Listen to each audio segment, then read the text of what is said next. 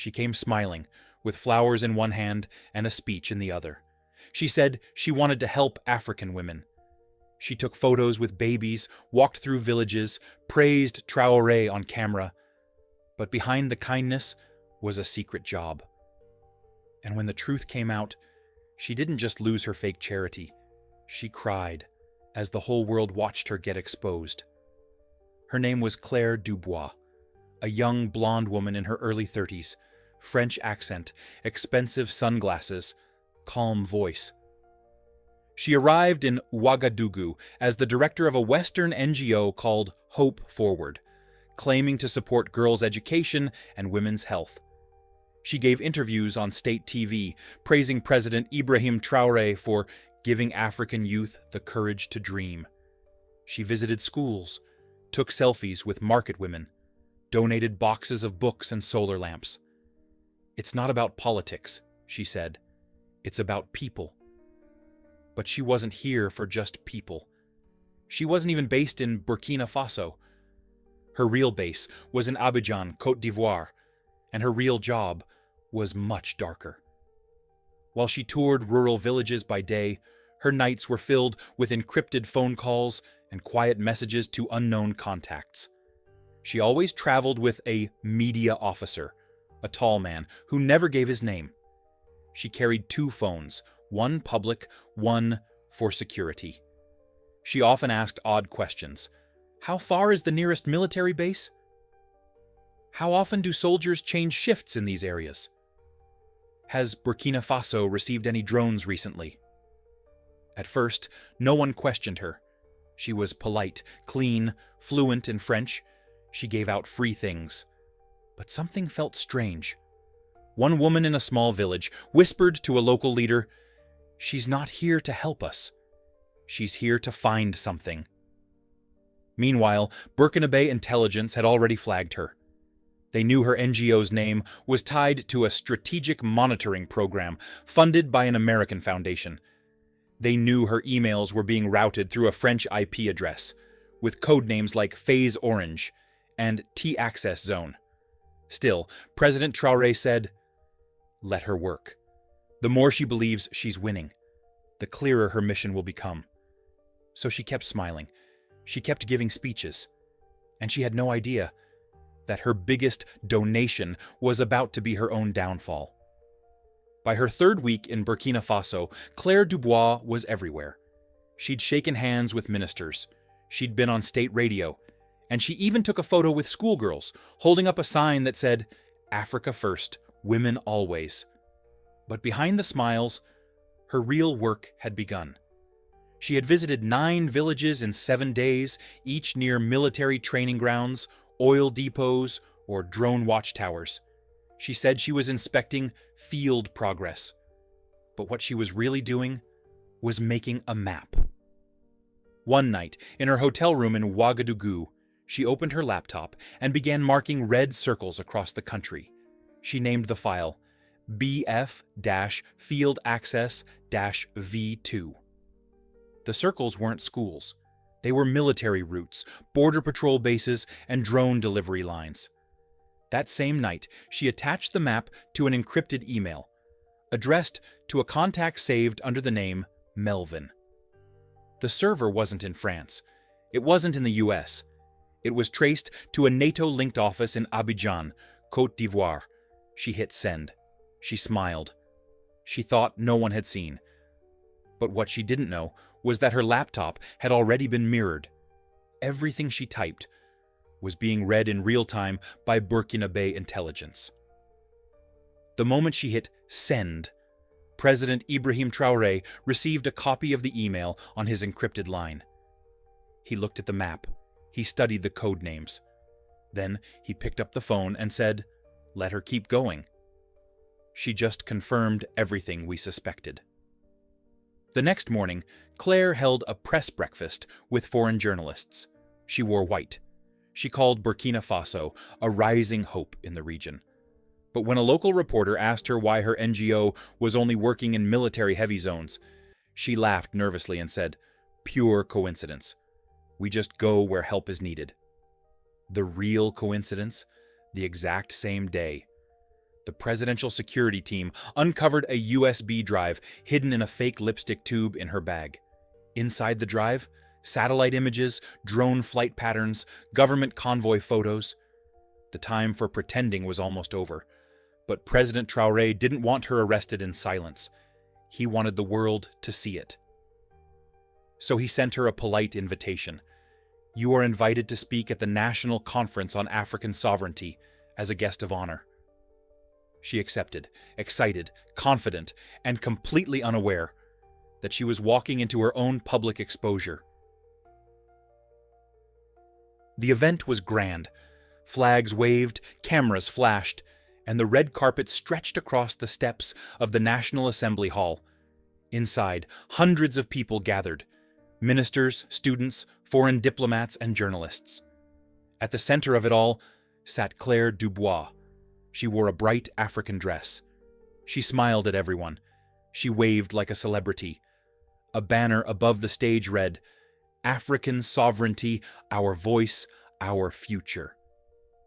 Claire had been asked to speak on the final panel, a closing session called "How Foreign Partnerships Empower Africa." She prepared her speech carefully. "Partnership," she wrote, "is built on love, truth, and trust." But as she rehearsed backstage, she had no idea that the president she had praised so many times was about to turn her praise into her downfall. President Ibrahim Traore arrived without fanfare. No speech, no announcement. He simply walked in during the middle of a panel, sat quietly, and watched her from the third row. She noticed him. She smiled again. And then, when her name was called, she stepped onto the stage with full confidence. "Burkina Faso is a shining light," she began. "I have walked its villages, spoken to its women, seen its hope." The audience clapped politely. She continued, "We, the global community, are not here to control. We are here to serve. We are your friends." And then, President Traore stood up. The crowd turned. The moderator stepped aside. Traore walked slowly to the front of the hall. "Madame Claire," he said gently, "you speak of trust. Would you trust us enough to answer a few questions? Live?" Claire froze. Of course," she replied, trying to laugh it off, but the room was silent now. The clapping had stopped. The cameras had zoomed in, and on the screen behind her, a file appeared, labeled BF-Field Access-V2.pdf. She turned. Her eyes widened. It was her map. And this conference was no longer a celebration. It was the beginning of a reckoning. The screen behind Claire glowed with red circles, marked locations, and coded names. She blinked. She swallowed hard. The smile disappeared. The file on display wasn't some random image. It was the exact classified military access map she had sent 2 nights earlier, from her hotel room, to an encrypted server in Abidjan, Côte d'Ivoire. President Ibrahim Traore stood calmly in front of her. "Claire," he said softly, "do you recognize this?" She hesitated. I'm not sure where this came from." He didn't interrupt. Instead, another document appeared behind her, an email. The sender, claire.dubois@hopeforward.org. The subject, Phase Orange, Tracking Comm Vehicles, Civilian-Friendly Zones. The body, BF West routes exposed, minimal resistance from volunteers. Use school visits for visual confirmation. Mission continues. Her own words. Gasps filled the room. Even the foreign diplomats leaned forward in disbelief. A local journalist stood up from the back row and shouted, "She was spying on the army, using women and children to hide her mission." Claire's hands began to shake. "This isn't what it looks like," she said quickly. "I was only sending data for fundraising." "Fundraising?" Traore asked quietly. He turned to the audience. "We cloned her devices. Every file, every message. We traced her instructions from Abidjan to a NATO-linked office titled Cultural Research Desk. She said she came to help our women, But she came to weaken our defense, and worse, she did it while holding our children's hands. Claire started crying. Tears ran down her cheeks as the truth hit her. Not just the evidence, but the eyes of hundreds of people watching her crumble on stage. One woman in the audience stood up and shouted, "You used us! You lied to us!" Another whispered, "She took photos of my child." I trusted her. Claire dropped the mic. She looked to Traore. "Please, can we talk in private? Not like this." But he didn't answer. He simply stepped aside as two plainclothes officers walked onto the stage. They didn't touch her. They didn't force her. They just stood beside her, waiting. The cameras zoomed in. Traore looked to the crowd and said, "They send soft faces now. They send kind eyes, clean hands, and clever names. But beneath them are the same old plans." Claire was escorted down the stairs as the audience remained in stunned silence. One girl near the front cried, not because she supported Claire, but because she had believed her. "She said she was one of us," the girl whispered, but she wasn't. And now, the world knew it. By sunrise, the entire continent had seen the clip. Claire Dubois, once hailed as a humanitarian, was now a spy caught on stage. Her own words, her own files, her own downfall.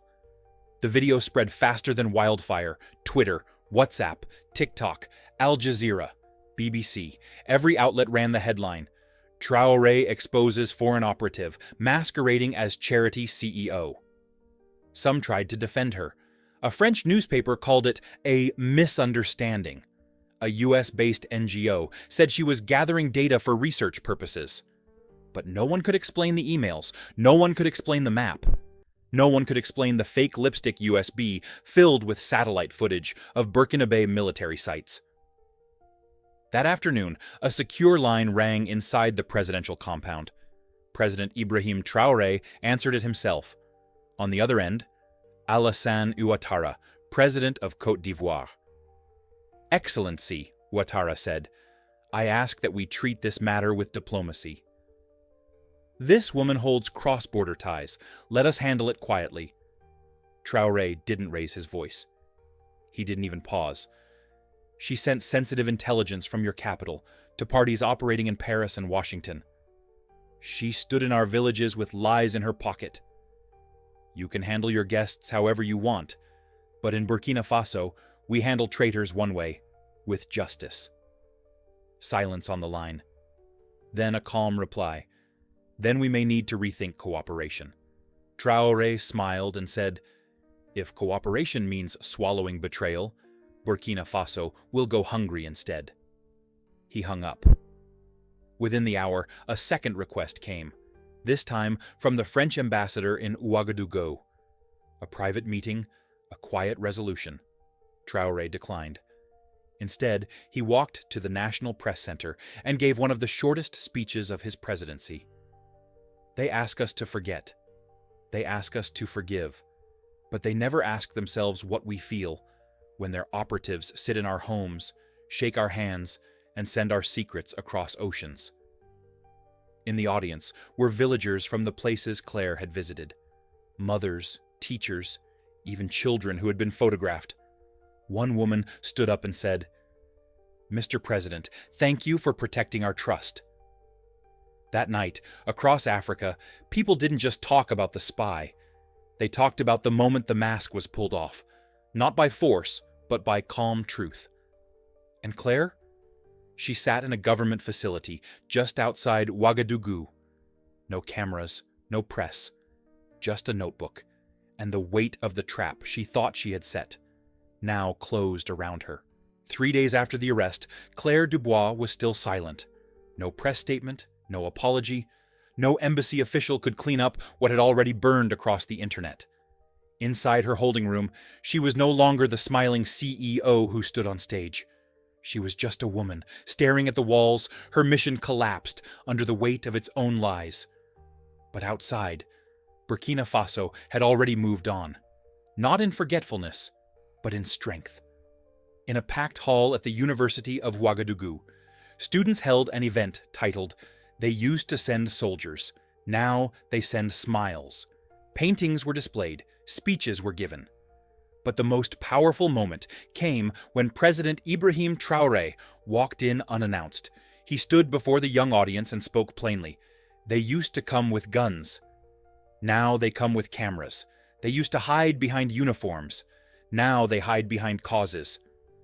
But whether they wear suits or scarves, whether they speak French or English, if they come to break us, they will leave exposed. The crowd stood up and applauded for almost a minute, but Traore wasn't done. He pointed to the projector screen, where a single sentence appeared, bold, simple, unforgettable. The next one they send will be received the same way, calmly, watched, and unforgiven. That line spread across Africa within hours. Young people turned it into stickers. Poets turned it into verses. Activists painted it on walls, from Dakar to Dar es Salaam. Even some Western journalists began asking tougher questions back home. Why do we keep getting caught where we claim we're helping? Meanwhile, the story of Claire Dubois became a symbol, not just of espionage, but of a larger truth. Africa is no longer soft ground. And Burkina Faso, under Ibrahim Traore, will no longer bow to diplomacy dressed as deception. As for Claire, she was eventually released, but banned for life from re-entering Burkina Faso or any allied Sahel nation. Her name is now remembered not for her charity, but for the moment she stood on stage, holding a microphone, and found herself caught, exposed, and crushed by truth.